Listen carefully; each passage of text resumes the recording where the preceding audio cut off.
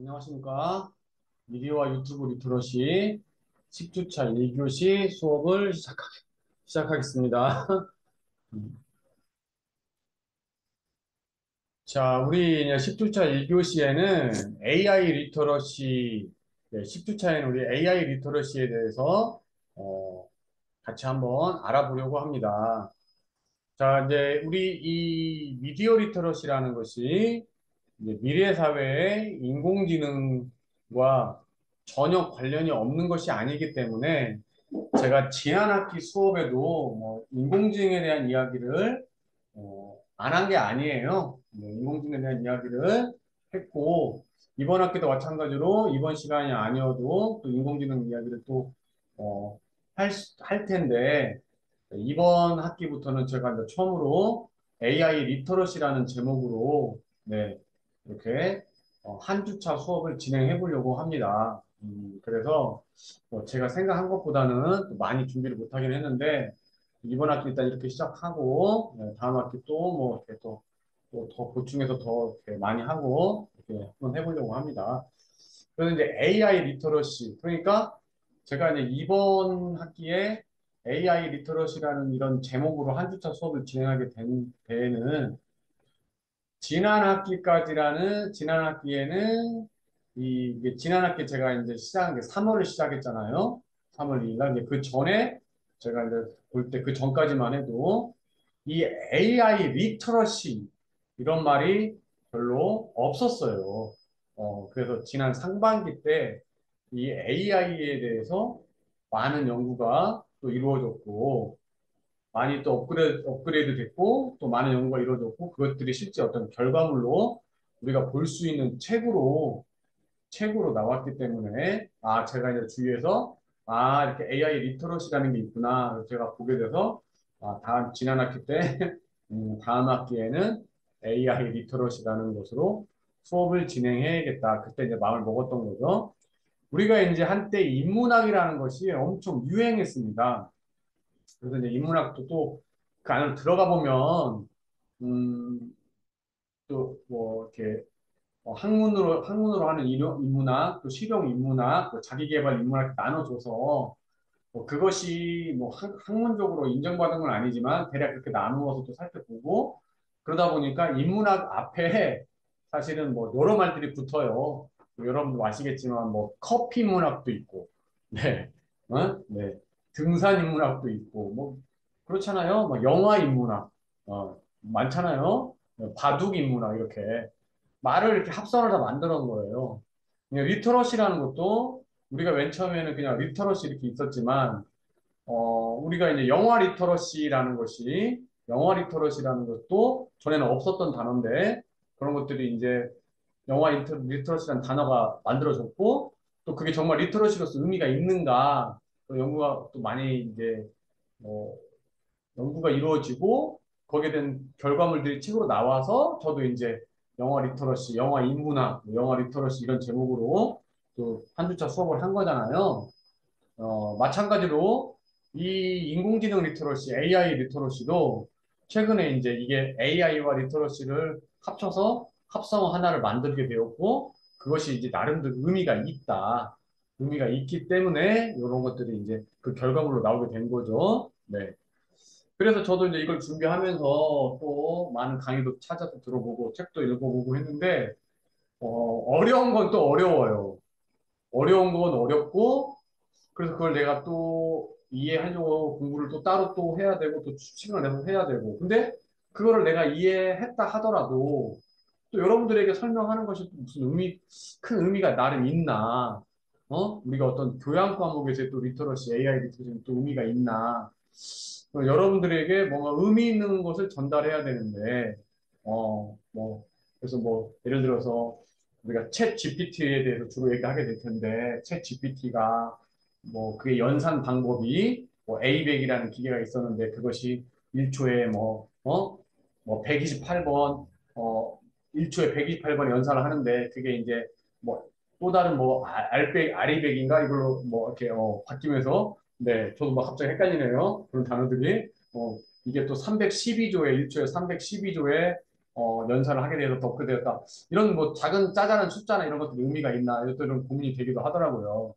전체적인 어떤 그냥 맥락 속에서 그런 맥락 정도만 내가 드리면 되지 않을까라는 그런 또 고민도 하게 되고, 네. 그래서 하여튼 그런 고민 과정 속에서 이번 시간까지는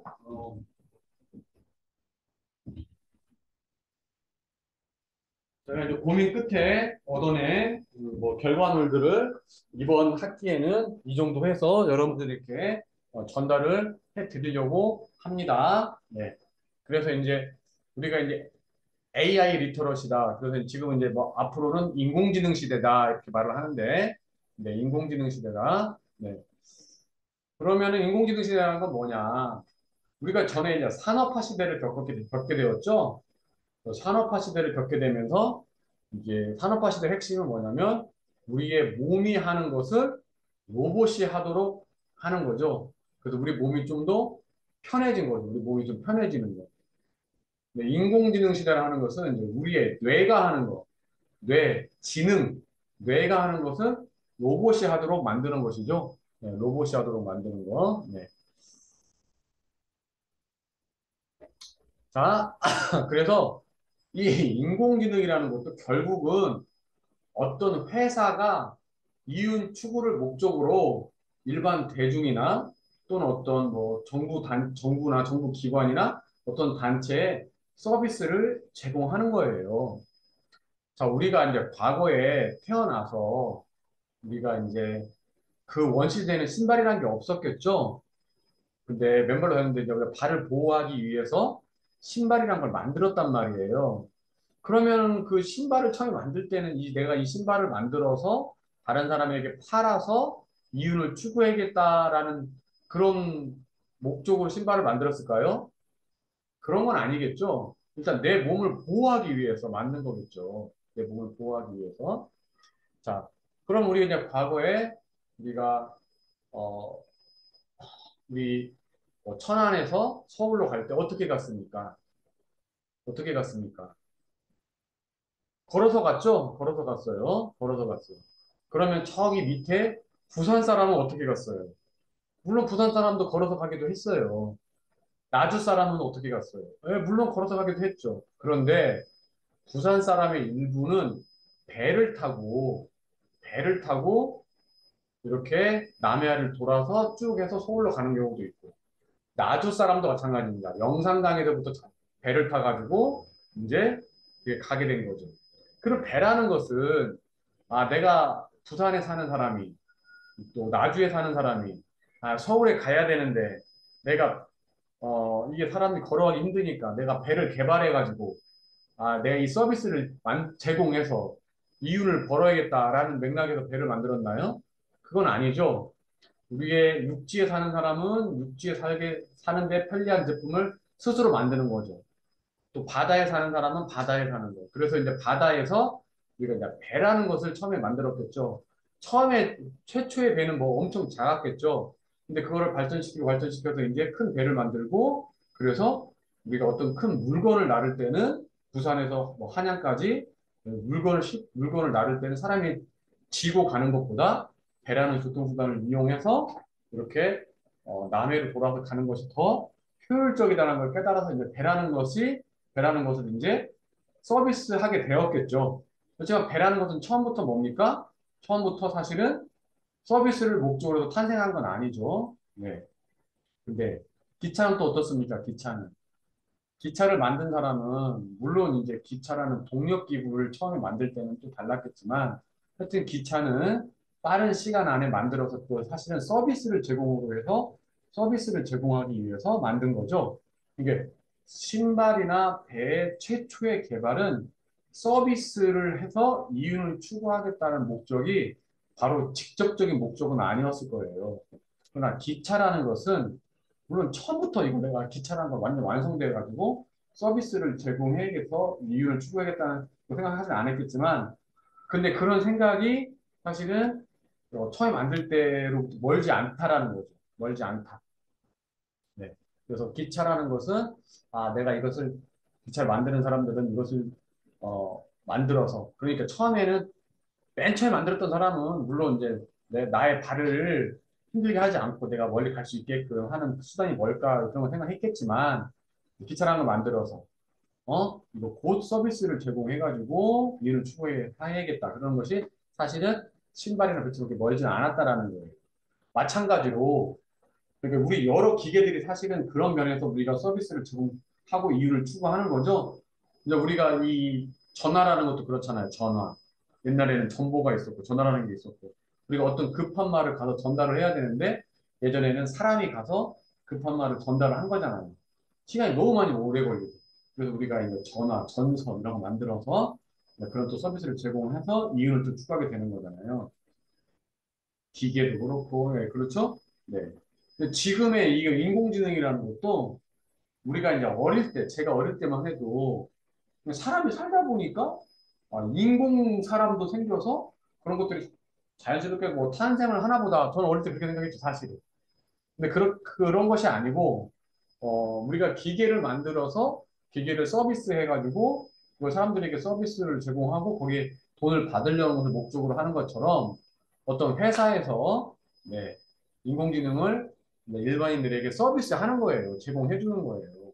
당신이 전에 머리로 했던 일을 이 서비스를 이용하면 더 쉽게 빠른 시간 안에 더 적은 돈으로 할 수 있다. 이런 목적에서 내놓는 게 바로 인공지능이에요. 네. 그러니까 예를 들어서 당신이 어떤 일을 하는데 이런 일을 할 때, 석사 3명을 둬야 돼. 한 달에 월급 300만 원씩 주고. 그러면 3명이면 900만 원이잖아요. 900만 원씩 주고 당신이 이 일을 했는데 이 인공지능을 잘 이용하면 단돈 100만 원으로 그 3명이 할 일을 또는 3명 중에서 뭐 2명은 내보내고 1명만 남겨두고 2명이 할 일을 이 인공지능 하나가 하게 된다. 돈은 100만 원이다. 그러면 그 서비스를 접한 사람 입장에서는 야, 이거 훨씬 이득인데? 이렇게 생각할 수 있겠죠.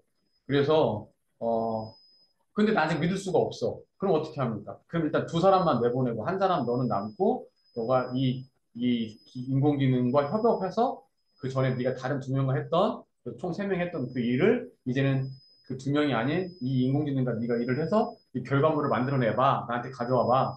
그렇게 했어요. 근데 그전에는 900만 원이 들었는데 이제는 이 사람 300만 원 플러스 인공지능 100만 원, 400만 원이면 500만 원이 제가 전략이 되는 거잖아요.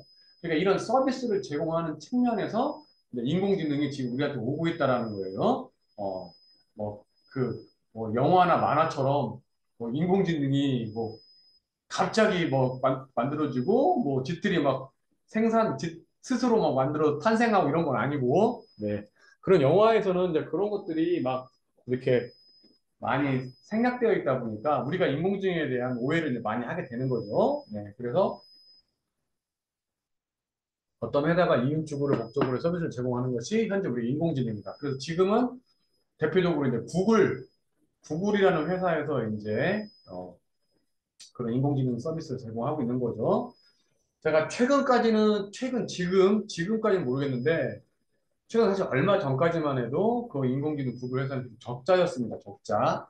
인공지능 이것을 서비스하고 또 이것을 계속 유지하기 위해서는 엄청나게 많은 돈이 들어가는데 이 서비스를 이제 했을 때 사람들이 이 서비스를 사야 되잖아요. 용역을 사야 되잖아요. 이 제품을 사서 나한테 돈을 지불해야 되잖아요. 그래서 그 돈을 받은 돈으로는 아직 흑자까지 돌아서지 않았다라고 저는 지금 얼마 전까지는 알고 있었는데 그렇게 최근은 잘 모르겠어요. 네. 뭐 어제 오늘까지는 제가 잘 모르겠고 하여튼 이것도 어떤 회사가 서비스를 제공하기 위한 그런 측면으로 환영하는 것이다. 자, 그래서 이제 우리의 뇌를 대신하는 게 인공지능이에요. 말 그대로 따라가면 돼요. 지능인데 인공적으로 만든 거다. 인공지능이죠. 인공지능. 인공지능. 자, 그래서 이제 기계의 역사. 그러니까 이제 쉽게 말해서 저는 이제 문과생이기 때문에 뭐 이과에서 기계의 역사 같은 거 공부하지 않았지만 제가 처음에 생각해 볼 때는 우리 처음에 기계라는 것은 지게가 무슨 동력이 있는 건 아니잖아요. 내가 뭔가 물건을 날라야 되는데 좀 쉽게 나르기 위해서 그 지게라는 걸 만들었잖아요. 그러다가 뭐 자동차를 만들고 이제 자체 동력이 있는 거잖아요. 이렇게 기계의 역사가 아주 오래전으로 있겠죠. 기계 역사가 우리 이제 공대생들은 배우겠죠.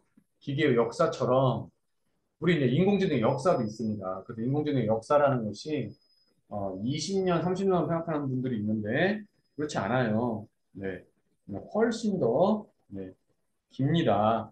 그래서 1956년에 여기서 다트머스 회의, 네, 다트머스 회의에서 이제 AI가 처음 나왔죠. 1957년, 뭐 이렇게 69년 이렇게. 그런데 이제 어, 1969년에 뭐 한계를 증명했고 1974년에 그래서 이제 AI가 아유 AI가 쓸모없네. 에이 이거 뭐 근데 우리가 이런 말이 있잖아요. 뭐는 10년을 앞서간다. 뭐는 뭐 20년을 앞서간다. 근데 만화는 이제 보통 100년을 앞서간다고 그래요. 만화. 그러니까 100년을 앞서가니까 사실은 이 피부를 느끼기가 되게 어려운 거죠. 그래서 막 이 70년대만 해도 이 뭡니까? 70년대 하면 저는 뭐가 생각납니까? 여러분들.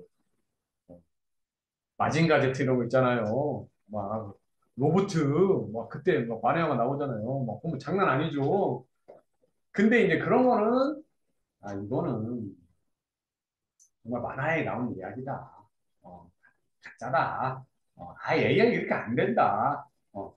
근데 제가 이제 약간 학문적으로 틀린 말일 수 있는데 그때 안 된다라는 게 뭐 그 로보트를 보고 말한 게 아닐 수도 있어요. 네. 하여튼 AI에 대한 기대는 과도한 것이다라고 해가지고 이렇게 이게 이제 깨졌어요. 그래서 1차 교육을 받고 10년 동안. 네.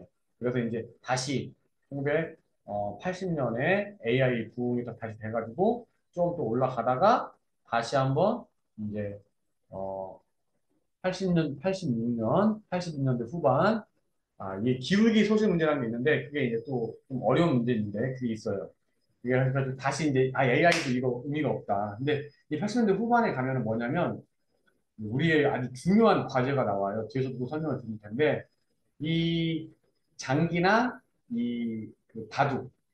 근데 80년대 아마 제 기억으로는 장기는 아마 인간을 이기는 이런 게 나왔을 거예요. 근데 바둑은 이게 게임이 안 돼요. 바둑은 잘해봐야 뭐 1급 정도? 어. 1급의 실력이니까 뭐 이게 뭐 3단, 5단, 뭐 9단, 이세돌 9단 이런 사람 게임이 안 되는 거니까 아예 안 되는 거예요. 그래서 다시 이제 2차 교육으로 들어가는 거, 두 번째 교육. 근데 이제 2000년에 들면서 GPU가 등장했고, 이제 2006년에 엄청 놀라운 딥러닝, 이게 나오는 거예요. 딥러닝.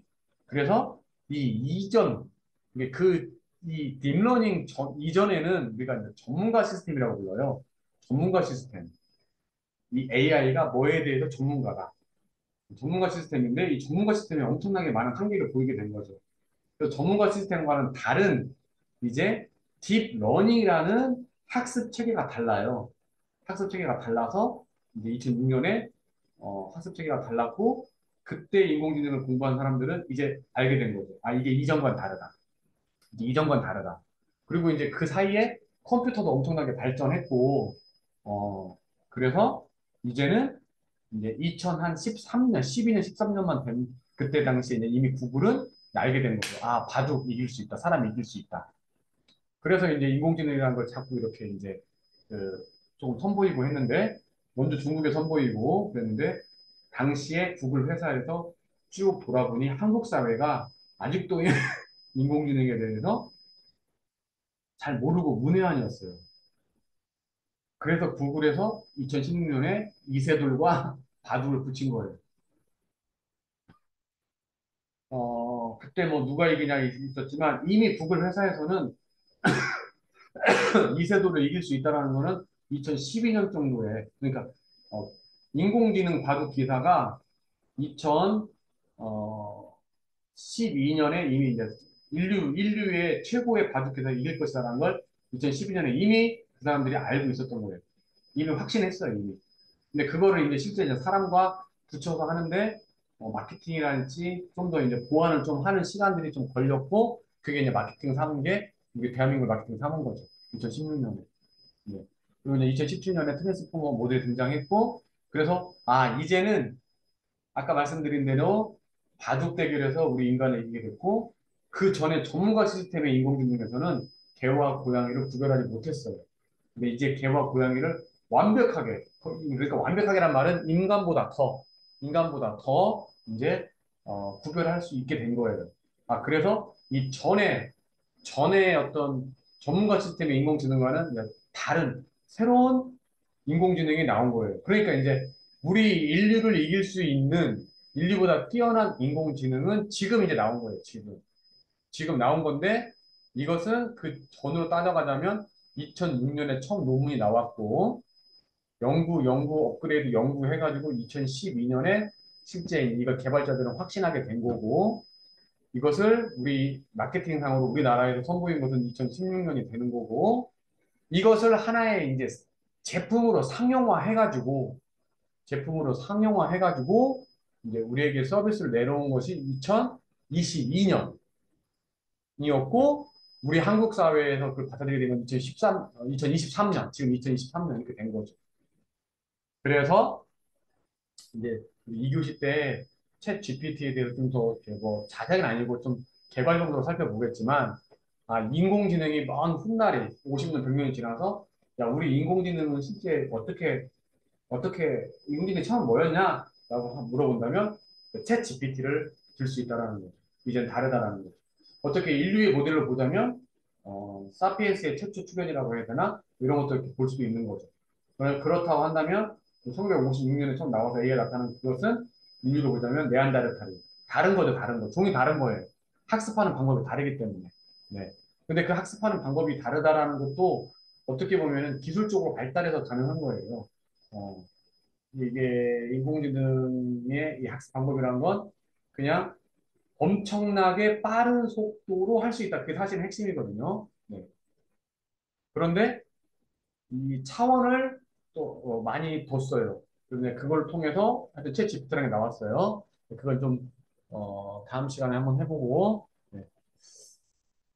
인공지능 역사가 이렇게 됐고 하여튼 최근에 인공지능은 어, 우리가 정말 인공지능이라고 부를 수 있는 그런 인공지능인데 그것은 그 전에 과거의 전문가 시스템과 다르다는 맥락에서는 무엇이다? 이 학습 방법이 다른 거예요. 학습 방법이 달라. 그래서 지금의 학습 방법으로는 이제 다 가능한 건데 그 대표적으로 그냥 쉽게 말해서 딥러닝이라고 한다. 네. 사람의 인공지능망을 좀 따라가고 있다. 그런 거죠.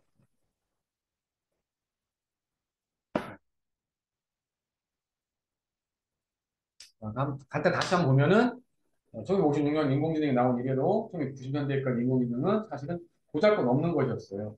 2000년대 학습 방법을 달리해가지고 인공지능이 업그레이드 되었고 그동안의 인공지능의 숙제로 보였던 인간과의 바둑 대결 여기서 이제 이겨버리는 거죠. 그리고 고양이와 개의 구별해서 놀라운 성과를 보여버린 거죠. 아, 그래서 이거 인공지능을 충분히 우리가 인정을 하게 된 거죠. 지금 봐도 공부하는 사람들은 인공지능하고 같이 공부한대요. 옛날처럼 공부하지 않고 그냥 달라졌다고 하더라고요. 공부하는 방법이. 자, 그래서 이렇게 간단히 살펴봤고, 제가 이제 인공지능 리터러시라고 해서, 제가 이제 이거 재작년에, 2021년에 제가 다른 학교 신문에 제가 실었던 건데, 인공지능 시대와 인문학. 우리가 이제 인공지능 시대라는 사실 와닿지가 않죠.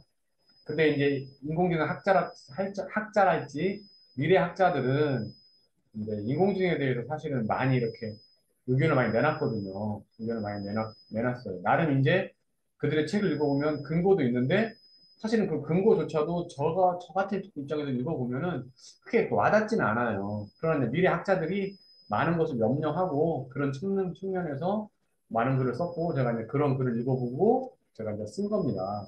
인공지능 시대와 인문학이라는 제목으로. 네, 자, 음, 일본은 우리와 매우 가까운 나라이다. 특히 일본은 우리 사회의 변화에 늘 주목하고 있다. 그에 비하면 일본에 대한 우리의 주의는 그렇지 못하다. 그런데 최근 일본 사회에서 우리가 주목할 만한 일이 있다. 그것은 바로 대학 입시제도 폐지를 바탕으로 하는 교육혁명이다. 동아시아의 주입식 교육으로 대표되는 입시 교육 체계를 정착시킨 일본이 2013년 시범적으로 100년 이상 유지해온 대학 입시 제도를 폐지하고 유럽의 바칼로레아를 분단 논술 시험으로 대입 제도를 대체하는 교육혁명을 단행하였다. 이 제도는 2021년 완성되었다. 이 제도에 대하여 프랑스식 바칼로레아를 흉내낸 것에 불과하다는 평가를 있지만 간과할 수 없는 중요한 점은 일본이 교육혁명을 단행했다는 그 자체이다. 이제 1900년대 초에 일제가 식민지 전쟁을 일으켜서 식민지 안에서 개척해 나가면서 이제 그 나라의 교육제도를 이제 근대화시킨다라는 이름 아래 교육제도 조금씩 변화를 줬는데 거기에 대표적으로 있던 입시 교육 체계를 이 사람들이 넣었어요. 시험 봐가지고 상급학교로 가는 그 입시 교육 체계를 만들었는데 일본에서 이제 그런 입시 교육 체계를 과감하게 이제 폐지하고 새로운 입시 체계를 만든 거죠. 10년에 걸쳐가지고. 왜 그랬나? 일본이 사실 그거에 원조격인데 그 원조가 자신의 원조를 버린 거예요. 일본의 새로운 입시제도는 국제 바칼로레아는 제시문도 주어지지 않은 채 질문만 주어진다. 응시자는 질문의 답을 1,800자 내외의 논술문을 작성해야 한다. 우리나라처럼 정해진 교과서와 참고서를 중심으로 학습한 후 객관식 시험에 쳐서 답을 찾는 방식으로는 해결할 수 없는 문제 유형인 것이다. 1,800자 내외의 논술문을 작성하기 위해서는 고전, 인문학, 과학기술 서적을 비롯한 다양한 책들을 섭렵하고 수많은 주제를 바탕으로 토론하고 논증하는 훈련이 평소에 이루어져야 한다. 일본이 이렇게 교육혁명을 단행한 결정적 이유는 지금까지의 교육 체계로는 다가오는 제4차 산업혁명 시대와 인공지능 시대를 대비할 수 없다는 이유에서이다. 그러니까 이제 일본 교육 당국이 그들도 계속해서 인공지능에 대해서 연구를 하잖아요. 그래서 인공지능이 구체화되는 미래 사회에서는 지금과 같은 교육 체계로는 그 미래 사회를 대비할 수가 없다라는 걸 그들이 깨닫게 된 거죠. 뭐 어떻게 하냐. 인문학을 공부하고 글쓰기를 해야 된다. 창의력을 개발해야 된다. 창의력을 개발해야 되는데 창의력, 공감 능력 이런 것들을 키워야 되는데 그것이 가능한 것은 어떤 교육으로 가능하냐. 지금까지 해왔던 교육 체계는 불가능하다라는 거죠. 책을 많이 읽고 자유롭게 쓰는 이런 글쓰기 활동을 통한 사고력 개발, 창의력 개발, 공감 능력 개발. 이게 글쓰기를 한다는 것은 기본적으로 읽는 사람을 염려하지 않고 나 혼자 막 쓴다. 그 의미가 없어요. 내 이 글을 썼을 때 상대방이 얼마나 공감할 수 있느냐. 그런 걸 늘 고민해야 되니까요. 그 글쓰기만이 가능하다라고 깨달았기 때문에 그 교육체를 바꾼 거예요. 입시체계를. 그렇다면 지금까지의 교육은 무엇을 위한 것이었나? H의 저자 이지성은 그의 책에서 근대 이후 현대까지 교육체계는 산업혁명과 전쟁이 필요한 노동자와 군인을 양성하기 위한 것이라고 말하고 있다. 그것의 근거로 공장, 군대, 학교에서의 제도의 유사성을 제시하고 있다. 군대의 상관은 부하들에게 명령을 내리고 부하들은 그것을 기계처럼 수행한다. 공장의 장은 휘하 노동자들에게 일방적으로 작업 지시를 내리고 노동자들은 그 지시를 기계처럼 수행합니다. 교사는 학생들에게 일방적으로 지시를 전달하고 학생들은 그 지시를 기계처럼 암기합니다. 이성은 이러한 기계적이고 형식적인 교육 체계로는 미래의 인공지능 시대를 대비할 수 없으며 오히려 인공지능에 의해 대체될 수 있다고 경고하고 있다. 그렇다면 미래의 인공지능 시대를 대비할 수 있는 교육에는 어떤 것이 있을까? 이지성을 비롯한 많은 연구자들이 그것 해결책으로 인문학을 제시하고 있다. 연구자들은 인공지능이 아무리 뛰어나도 공감 능력과 창의력은 갖출 수 없다고 말한다. 그렇다면 우리 인간이 인공지능에 대체할 수 없는 공감 능력과 창의력을 갖춰 나가는 데 갖추어 나가는 길에는 무엇이 있을까? 많은 학자들이 이것에 대한 유일한 해결책을 인문학에서 찾는다. 인문학, 특히 동서양 고전 탐독을 통하여 인간의 본질을 탐구하고 이해하는 것이 미래 사회에서 인공지능에 대치되지 않는 인간의 주체성을 확보하는 길이라고 말한다. 네. 그래서 이렇게 이제 글쓰기를 많이 해야 된다는 거죠. 그런 부분을 좀 강조하고자 제가 이 글을 썼습니다. 그러니까 미래 인공지능을 대비하기 위해서 우리는 어떤 일을 해야 된다, 지금. 네. 또뭐 인문학을 많이 공부해야 되고, 독서를 많이 해야 되고, 또 글쓰기를 많이 해야 된다. 뭐 그런 맥락이에요. 그런 맥락으로, 제가 또 한편에 또 글을 썼어요.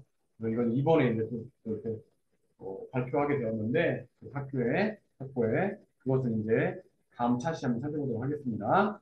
근데 치열한 경쟁 사회에서 인문학을 공부하는 것이 단순한 지식 습득이나 경쟁력 확보가 아니라 미래 사회에서의 생존을 위한 필수적인 이름을 우리는 자각할 필요가 있다. 그래서 제가 그 전에도 사실은 지난 사시에도 계속해서 제가 같이 곁들여서 말씀을 드렸었죠. 그런 맥락에서 같이 이해를 좀 해주시면 될 것 같습니다. 네, 그러면은 이번 차시는 여기에서 마치고 빨리 마치고 이교시에서 좀 더 길게 또 얘기를 해보도록 하겠습니다. 네, 여기서 마치겠습니다.